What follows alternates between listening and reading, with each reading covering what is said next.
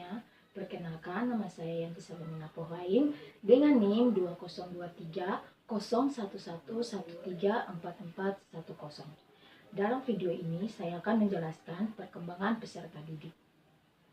Apa sih perkembangan itu? Perkembangan adalah pola perubahan yang dimulai sejak pembuahan dan berlanjut sepanjang rentang kehidupan manusia. Jadi perkembangan itu berlangsung seumur hidup ya teman-teman. Ya, kenapa kita harus belajar tentang perkembangan peserta didik? Dengan mempelajari tentang perkembangan peserta didik, kita akan lebih mudah dalam memahami dan menghadapi mereka. Perkembangan berkaitan dengan pertumbuhan. Dalam pertumbuhan terdapat penurunan hingga kematian. Sekarang kita masuk pada tentang perkembangan. Pertumbuhan dan perkembangan dramatis selama 2 dekade.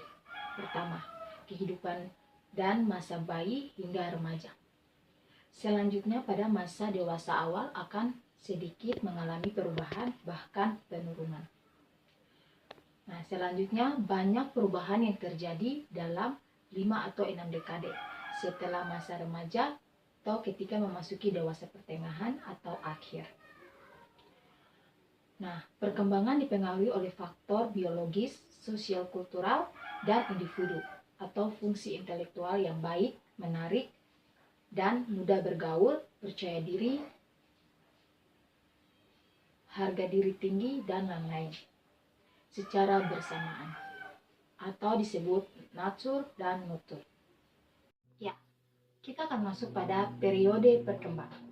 Yang pertama, prenatal atau masa konsepsi hingga lahir. Yang kedua, infansi atau masa bayi. Lahir sampai usia 18 hingga 24 bulan. Yang ketiga, masa kanak-kanak awal usia 3-5 tahun. Yang keempat, masa kanak-kanak pertengahan atau akhir usia 6-10 hingga 11 tahun.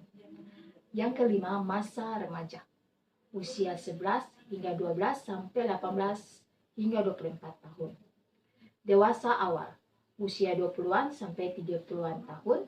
Dewasa pertengahan usia 40-an sampai 50-an tahun. Dan yang terakhir, dewasa akhir usia 60 sampai 70-an tahun sampai meninggal. Nah, teman-teman, itu adalah penjelasan dari perkembangan peserta didik.